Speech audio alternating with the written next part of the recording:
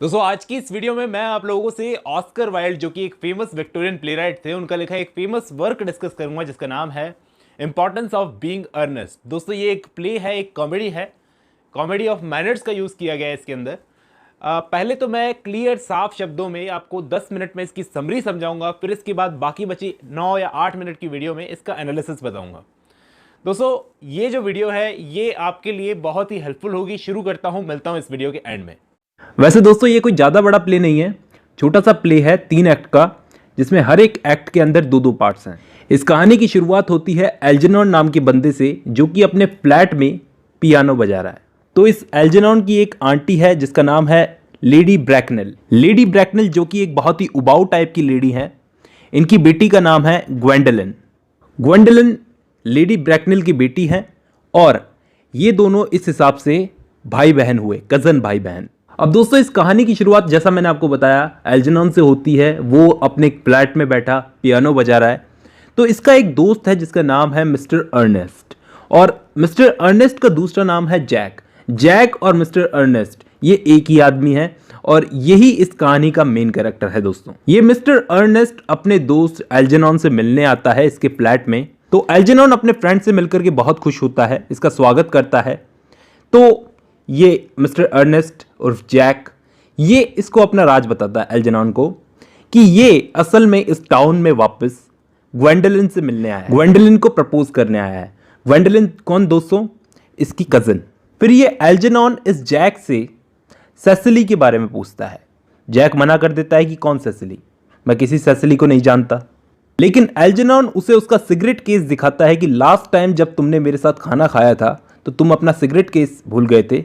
मेरे साथ जब तुमने खाना खाया था तो तुम अपना सिगरेट केस भूल गए थे, और इस पर साफ साफ लिखा हुआ है कि तुम्हें ये सिगरेट केस सेसिली ने गिफ्ट दिया है। तो अब इस जैक का सच सामने आ गया है।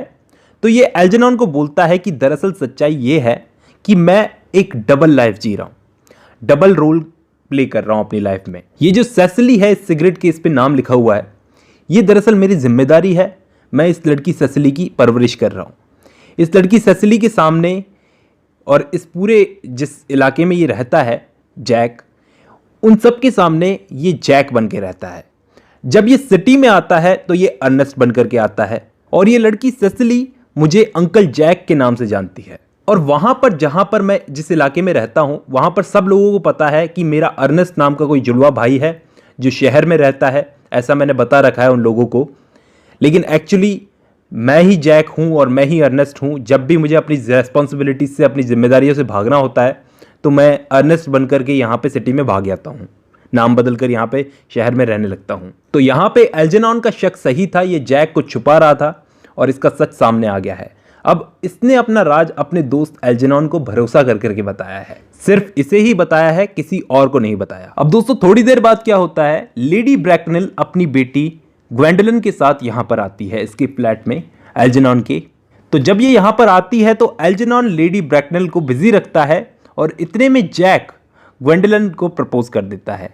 तो ग्वेंडोलिन तुरंत मान जाती है, फटाफट मान जाती है शादी करने के लिए अर्नेस्ट से। वो इस बात को क्लियर कर देती है कि वो इससे किसी नए नाम से शादी नहीं करेगी, बल्कि अर्नेस्ट नाम ही बहुत अच्छा लगता है इसको, तो ये अर्नेस्ट नाम से इससे शादी करेगी। तो ये बात जैक को बड़ा बेचैन कर देती है कि अर्नेस्ट नाम तुमको क्यों इतना अच्छा लगता है। और इसकी बेचैनी तब और बढ़ जाती है जब लेडी ब्रैकनेल यहाँ पे आकर के इनको डिस्टर्ब कर देती है कि चलो बेटी। ग्वेंडोलिन अपनी माँ को बोलती है कि मैं अर्नेस्ट से शादी करना चाहती हूँ। तो लेडी ब्रैकनेल उसको बोलती है कि 1 मिनट रुको, मुझे अर्नेस्ट से कुछ क्वेश्चंस कर लेने दो कि ये मेरा दामाद बनने लायक है भी या नहीं।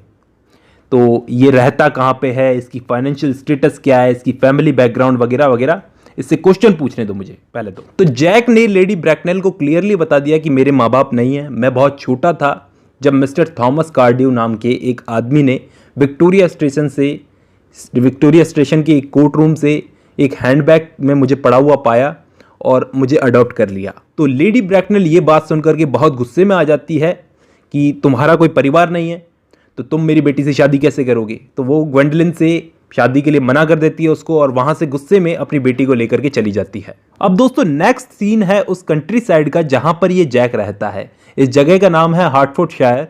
यहां पर ये जैक रहता है सेसिली के साथ में। तो सेसिली दोस्तों ये अपने टीचर से, इसकी टीचर का नाम ये है मिस प्रीसम, उससे ये जर्मन सीख रही है सेसिली। तो ये मिस प्रीसम वहां से किसी के साथ चली जाती है, सेसिली वहां पर अकेली रह जाती है। तभी यहां पर अर्नेस्ट आता है। अर्नेस्ट दोस्तों, यहां पे असलियत में ये अर्नेस्ट जैक नहीं है, बल्कि एल्जेनॉन अर्नेस्ट बनकर यहां पे आया है। और सेसिली इस पर भरोसा भी कर लेती है कि ये अंकल जैक का भाई अर्नेस्ट है। तो थोड़ी देर बाद यहां पर जैक भी आ जाता है, ऐसे कपड़े पहन करके आता है कि ये अब सेसिली को जाकर के बताएगा कि इसका भाई अर्नेस्ट मर गया है। लेकिन यहां आते ही ये क्या देखता है कि एल्जेनॉन अर्नेस्ट बनकर यहां पहले से बैठा है। तो ये इसको गुस्सा होकर के देखता है, लेकिन जैक यहां पे कर कुछ नहीं सकता, क्योंकि इतना बड़ा राज पता है एल्जेनॉन को इसका, तो ये इसका कर क्या लेगा। अब दोस्तों, ये एल्जेनॉन सिसिली से मिलते ही इसका दीवाना हो गया और सिसिली को ये प्रपोज कर दिया। इसने सिसिली को प्रपोज कर दिया। तो सेसिली ने भी इसका प्रपोजल एक्सेप्ट कर लिया, ये कहकर कि इसका भी हमेशा से ये ड्रीम था कि ये अर्नेस्ट नाम के किसी आदमी से शादी करे। अब ये एल्जेनॉन वहां से थोड़ी देर के लिए चला गया। तो यहां पे सरप्राइजिंगली कौन आया दोस्तों? ग्वेंडोलिन। ये ग्वेंडोलिन वहां पे आ गई सरप्राइजिंगली जैक को ढूंढती ढूंढती। तो सेसिली ने इसे अपने गार्डन में बैठा करके चाय शाय पिलाई और ये दोनों आपस में बात करने लगी। तो इन दोनों में बात करते करते एक बात निकली कि सेसिली अर्नेस्ट नाम के किसी आदमी से शादी करने जा रही है। तो ग्वेंडोलिन बोलती है कि ऐसा कैसे हो सकता है, अर्नेस्ट तो मेरा मंगेतर है। तो इस बात पर ये दोनों लेडीज आपस में झगड़ने लगी, जब तक यहां पर जैक और एल्जेनॉन ये दोनों नहीं आ गए। ये दोनों लेडीज इन दोनों से कहती है कि क्या तुम हमें धोखा दे रहे हो, और ये दोनों लेडीज डिमांड करती है कि हमें बताओ तुम दोनों में से असली अर्नेस्ट कौन है।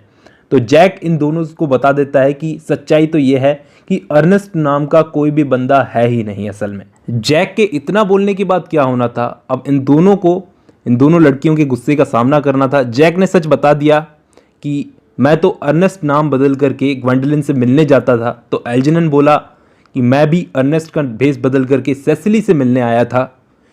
तो अब इन दोनों लड़कियों ने ये बात सुनकर के इन दोनों को माफ़ कर दिया, इस शर्त पर कि तुम दोनों आज से अपना नाम बदल के अर्नेस्ट रख लोगे, दोनों जनों।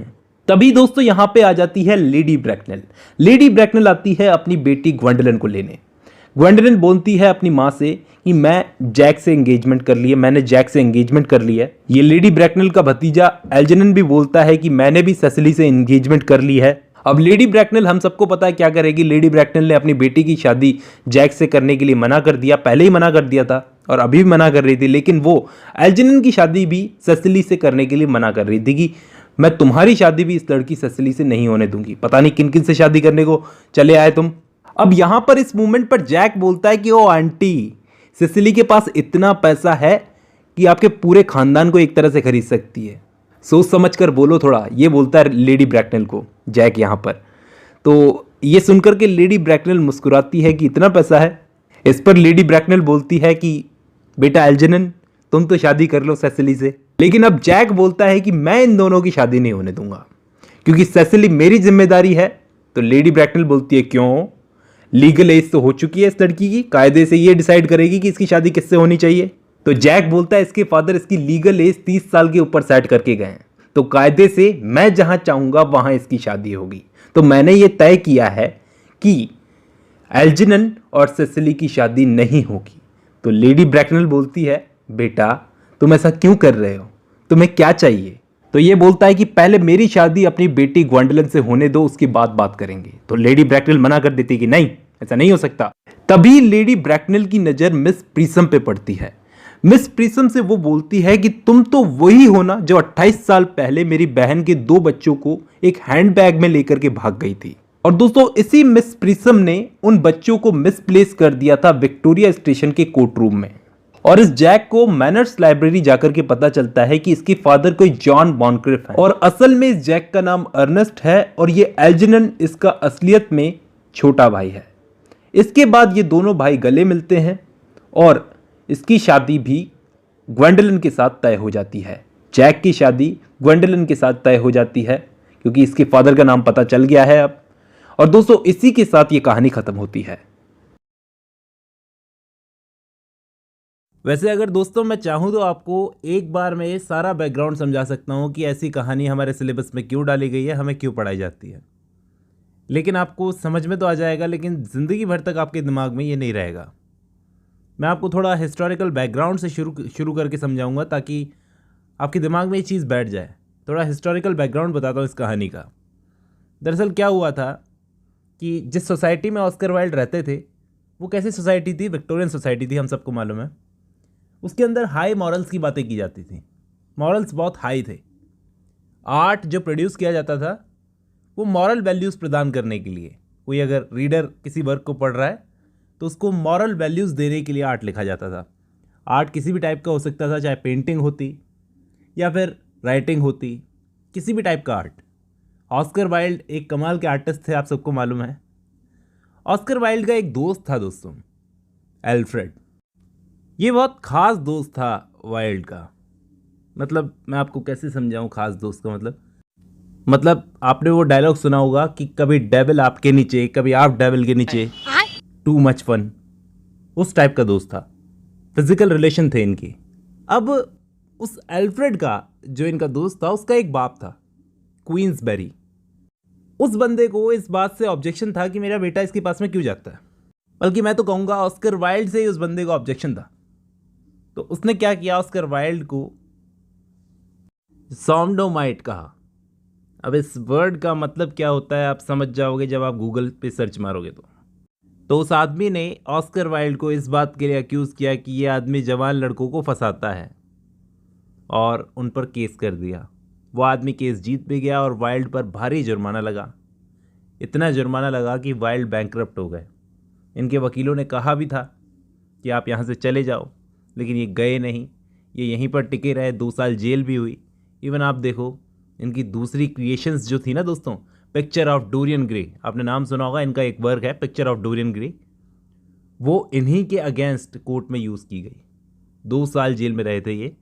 इतना सक्सेसफुल चल रहा था इनका प्ले, ये इम्पॉर्टेंस ऑफ बीइंग अर्नेस्ट, जब प्रोड्यूस हुआ था, परफॉर्म हुआ था, लेकिन बंद करवा दिया गया विक्टोरियंस के हाई मॉरल्स की वजह से। जहां विक्टोरियंस मानते थे कि आर्ट का मकसद सिर्फ मॉरलिटी होता है, पढ़ने वाले को मॉरल वैल्यूज़ देना होता है, वहीं वाइल्ड बोलते थे कि आर्ट का मकसद होता है ब्यूटी, ओनली ब्यूटी। इनका एक लास्टिंग मंत्र था, आपको पता होगा, आर्ट फॉर ब्यूटी सेक। चलिए मैं आपको थोड़ा सा इस वर्क के बारे में बताता हूँ। आपको इसे पढ़कर एक बार के लिए लगा होगा यार ऐसा वर्क हमें क्यों पढ़ाया जा रहा है, जिसके अंदर ऐसी कहानी है जिसमें कोई अर्नेस्ट बनने की कोशिश कर रहा है, हर कोई अर्नेस्ट बनने की कोशिश कर रहा है। देखो दोस्तों, विक्टोरियन सोसाइटी जो थी ना, वो 3 सी देखती थी इंसान के 3 सी देखती थी। ये 3 सी क्या है? कैश, क्लास और कैरेक्टर। अगर तेरे पास पैसा है तो विक्टोरियन सोसाइटी तुझसे पूछेगी कि भाई तू कैसा है। इस कहानी के writer mister Oscar wild in तीनों प्रॉब्लम से जूझ रहे थे, जैसा मैंने आपको बताया। पहला तो पैसों की कमी, दूसरा मॉरल स्टेटस और तीसरा कैरेक्टर, मॉरल कैरेक्टर, जिसकी ज़रूरत आपको तब होती है जब आप शादी करने जाते हो ऐसी सोसाइटी में। आपको पता होगा ये होमोसेक्सुअल थे, जिसके कारण इन्हें बड़ी बड़ी प्रॉब्लम्स का सामना करना पड़ा था अपने टाइम पर। कहानी का मेन कैरेक्टर भी इसी प्रॉब्लम से जूझ रहा है, क्योंकि वो अनाथ था, उसे अपनी फैमिली का पता नहीं था कि वो किस फैमिली से बिलोंग करता है। और लेडी ब्रैकनल जो इस कहानी की एक कैरेक्टर है, इम्पॉर्टेंट कैरेक्टर है, वो उसे ऐसे ट्रीट कर रही थी जैसे अगर वो अनाथ है तो ये भी उसी का फॉल्ट है। वैसे इसमें उस औरत की भी गलती नहीं कही जा सकती, क्योंकि उस वक्त तो सोसाइटी ऐसी थी कि अगर आप भी उस सोसाइटी में होते तो ख़ानदान की इन्फॉर्मेशन सबसे पहले निकालते। इंडिया में तो आज भी ऐसा ही होता है, लड़का देखकर नहीं बल्कि लड़के की फैमिली देखकर लड़की दी जाती है। लड़का बाद में चाहे जैसा भी निकले, शराबी निकले, जुआरी निकले, कोई फ़र्क नहीं पड़ता, पहले फैमिली देखो, फैमिली अच्छी है ना तो लड़की खुश रहेगी। फैमिली के साथ में ज़िंदगी निकालनी है लड़की को। लेकिन आप देखो दोस्तों, जितना ये सोसाइटी मॉरल्स चिल्लाती थी ना, उतने ही ज़्यादा हिपोक्रेट थे यहाँ के लोग। ये सोसाइटी दोगली थी। जहाँ पैसों की बात आती थी, जैसे लेडी ब्रैकनल जैसे लोग अपना दोगला चरित्र सामने ले आते थे कि जहाँ कैश है वहाँ ऐश है, कैश है तो ऐश है। इसलिए दोस्तों इस प्ले को सटायरिकल कॉमेडी प्ले कहा गया है। देखना, कैरेक्टर्स इस प्ले में अपनी असलियत छुपा के रखते हैं अपना सोशल स्टेटस बनाए रखने के लिए। एक बार आप इस प्ले के टाइटल पर भी गौर करो, इंपॉर्टेंस ऑफ बीइंग अर्नेस्ट। ये अर्नेस्ट का मतलब क्या है? सीरियस होना। दो मायने हैं इस वर्ड के, सीरियस होना, सिंसियर होना, और एक नाम भी हो सकता है अर्नेस्ट। इस प्ले में अर्नेस्ट होने की अहमियत पर बड़ी चालाकी से मजाक बनाया गया है। जब कैरेक्टर्स अपनी सोशल स्टैंडिंग को बनाए रखने के लिए झूठ बोलते हैं, ये प्ले एक पन की तरह, ये टाइटल भी एक पन की तरह यूज़ किया गया है। देखो दोस्तों, आप पूछोगे कि ये पन क्या होता है। पन का मतलब होता है डबल मीनिंग, जो शेक्सपियर अपने ड्रामास के अंदर यूज़ करते थे। डायलॉग्स इतने विटी कैसे बनते थे शेक्सपियर के? क्योंकि वो अपने ड्रामास के अंदर पन का बड़ा यूज़ करते थे, PUN। मतलब बोलते कुछ थे, मतलब कुछ और निकलता था। देखो दोस्तों, इस प्ले का पहले जो सबटाइटल था ना, वो था a comedy for trivial people, लेकिन बाद में इसका सबटाइटल बदल कर रख दिया गया a trivial comedy for serious people. देखो यहाँ पर इस प्ले में ना दो आइडेंटिटीज़ का खेल चलता है, डुअल आइडेंटिटी। अब ये डुअल आइडेंटिटी जो है एक बहुत ही इंपॉर्टेंट चीज़ है, आप नोट करते हुए चलना। विक्टोरियन एज में जो होमोसेक्सुअल लोग थे ना, उनको ऐसे ही दो आइडेंटिटीज़ रखकर चलना पड़ता था, क्योंकि अगर वो किसी के साथ भी ऐसी हरकत करते पकड़े गए, जैसा ऑस्कर वाइल्ड, जैसा मैंने कहानी की शुरुआत में बताया था, करते पकड़े जाते, डेविल आपके नीचे या आप डेविल के नीचे, सेम जेंडर के साथ में, खतरनाक पेनल्टी लगती थी दोस्तों, कैपिटल पेनल्टी लगती थी, बहुत खतरनाक। तो ये डबल आइडेंटिटी जो है बड़ी चालाकी से यूज़ की है यहाँ पर ऑस्कर वाइल्ड ने। अच्छा, इस प्ले में आपको डबल आइडेंटिटी से जुड़ा एक कॉन्सेप्ट है, आपको नोट करते हुए चलना चाहिए। बनबरी, PUNBURY। इस बनबरी की क्या कहानी है इस प्ले में, मैं आपको समझाता हूँ। इस कहानी में एक कैरेक्टर है एल्गरनॉन, जो कुछ नहीं करता, बस फैशनेबल विक्टोरियन सोसाइटी का प्रोडक्ट है। मतलब इसका काम है एक पार्टी से दूसरी पार्टी में जाना। बस जब ये उन पार्टीज़ में फंस जाता है ना, तो वहाँ पर जब इसको निकलना होता है तो ये बोलता है कि बनबरी बीमार है, मुझे निकलना पड़ेगा, बनबरी की केयर करनी पड़ेगी। एक्चुअली ये बनबरी नाम का कोई भी कैरेक्टर है नहीं, फिजिकली मौजूद नहीं है, लेकिन ये उस वक्त के क्रिटिक्स ने इस वर्ड को एक वर्बल सिंबल मान लिया और एक स्लैंग टर्म बन गई ये कि जब लोग अपनी रिस्पॉन्सिबिलिटी से भागते हैं ना, तो इस स्लैंग का यूज़ करते हैं बनबरी। लोग किस तरह से अपनी जिम्मेदारियों से भागते हैं, उसके लिए हम बनबरी टर्म का यूज़ करते हैं। W.H. ऑर्डन ने इस प्ले के लिए the only pure verbal opera in English कहा था, क्योंकि इस प्ले की लैंग्वेज बड़ी कमाल है, या यूँ कहें कि सारा जोर ही इस प्ले में लैंग्वेज पर दिया गया है। वाइल्ड ने अपनी लिंग्विस्टिक्स टेक्निक का यूज़ करके ह्यूमर क्रिएट करने की कोशिश की है, बार बार वर्ड को रिपीट करके, शेक्सपियर की तरह डबल मीनिंग पन्स का यूज़ करके और सेंटेंसेस का यूज़ करके। ये आपको तब पता लगेगा जब आप इस प्ले के डायलॉग्स को पढ़ोगे। एक एक डायलॉग बड़ा विटी है, बड़ा कमाल का है। तो अब इस वीडियो को ख़त्म करते करते मैं आपको एक और चीज़ बताता हूँ, बड़ी काम की, अगर आपने नोट की हो तो। उस वक्त की आप कोई भी विक्टोरियन नोवेल पढ़ लो, एक ही ट्रेंड चल रहा था उसमें। आप एक ट्रेंड फील करोगे उन सब नोवेल्स के अंदर, सारी नोवेल्स में, कि राइटर हमेशा शादी करवाने के आसपास अपनी नोवेल लिखता था, मेन कैरेक्टर्स के शादी करवाने के आसपास। सेम इस प्ले में भी हुआ है, कुछ ऐसा ही हुआ है कि मेन कैरेक्टर्स की शादी करवानी है। लेकिन अलग क्या था ऑस्कर वाइल्ड की राइटिंग में? ऑस्कर वाइल्ड शादी के रास्ते में आने वाले एंटरटेनमेंट को बड़ा दिखाते थे। उनका फोकस एंटरटेनमेंट दिखाने पर होता था। बाकी विक्टोरियंस की तरह उन्हें कहानी को खींच के घसीट के सिर्फ एंड तक ले जाना नहीं होता था, एंड तक कि एंड में सारे कैरेक्टर्स की शादी करवा देंगे, कहानी ख़त्म, नहीं, बल्कि वो कहानी के बीच में जो एंटरटेनमेंट आता था उसका पूरा मज़ा लेते थे। जैसे और भी ऐसे वर्क्स हैं जो वर्ड प्ले का यूज़ करके विक्टोरियन सोसाइटी पर कटाक्ष करते हैं। इनके play importance of being earnest की तरह, उन वर्क्स के नाम है lady Windermere's fan, a woman of no importance और एन आइडियल हस्बैंड। ये कुछ वर्क्स हैं दोस्तों। उम्मीद करता हूँ इस वीडियो से आपको कुछ ना कुछ हेल्प मिलेगी। आज की इस वीडियो में बस इतना ही। अब जब आपने ये वीडियो खत्म कर लिया तो मैं उम्मीद करता हूँ आपको ये प्ले भी समझ में आया होगा, साथ ही इसका एनालिसिस किसी भी वर्क को समझने के लिए बड़ा जरूरी होता है दोस्तों। अब जो है हम डिटेल से वीडियो बनाते हैं, पहले की तरह नहीं, समरी बता दी। चलिए आज की इस वीडियो में बस इतना ही, मिलता हूँ नेक्स्ट वीडियो।